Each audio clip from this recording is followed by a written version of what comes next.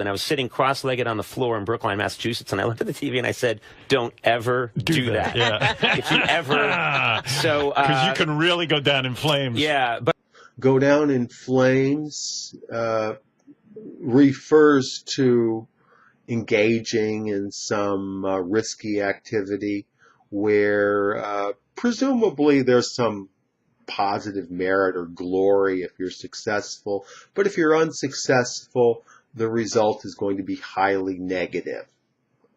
To go down in flames. Originally, this comes from the Army Air Corps, which then got turned into the Air Force, where the pilots actually had very short life expectancies. They would go out into battle, typically fight for a few weeks, and then they would get shot down and they would go down in flames. But during the time that they were alive, they were regarded as heroes. And indeed, for England, they actually saved the country. So they became the symbols of courage, manhood, and risking your life for the benefit of society. Similarly, to go down in flames just means to fail. For example, if some guy tries to pick up some girl and she rejects him, he can say, well, I tried to pick her up, but I ended up going down in flames.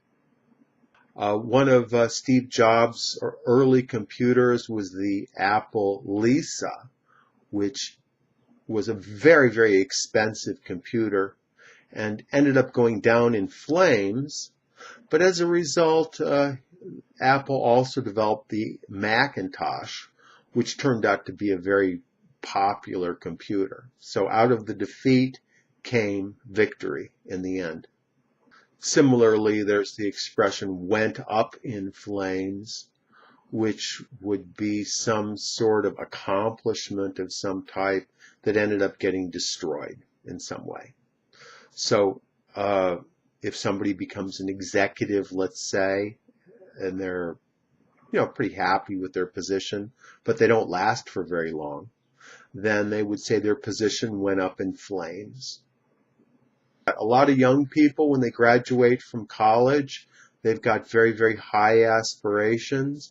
But unfortunately, for a lot of them, if they can't get a pretty decent job within a year or so, their career prospects tend to go down in flames because companies don't like to see job gaps on people's resumes. And if they go for a period of time without working, companies tend to think that something is wrong. Every year, Cubs fans think that this is going to be the year that the Cubs are going to win the World Series. But usually their hopes go down in flames by the middle of June or early July at some point. And at that point, they just have to satisfy themselves with drinking beer and watching the game. They're still together. They're getting married, He left his wife, 17 years for her. I know. He hightailed it out of there, He man. did. He split. Hey, I would have left too. I know, right? That's rough.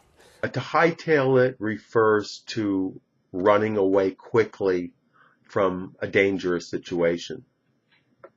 Or it could also be from a negative situation too.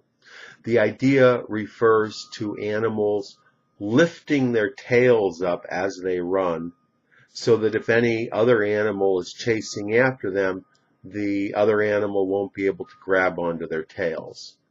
And you can see this pretty obviously with deer, also with rabbits, and with some dogs too. I think dogs will also tend to hightail it. Most animals will tend to do the same thing.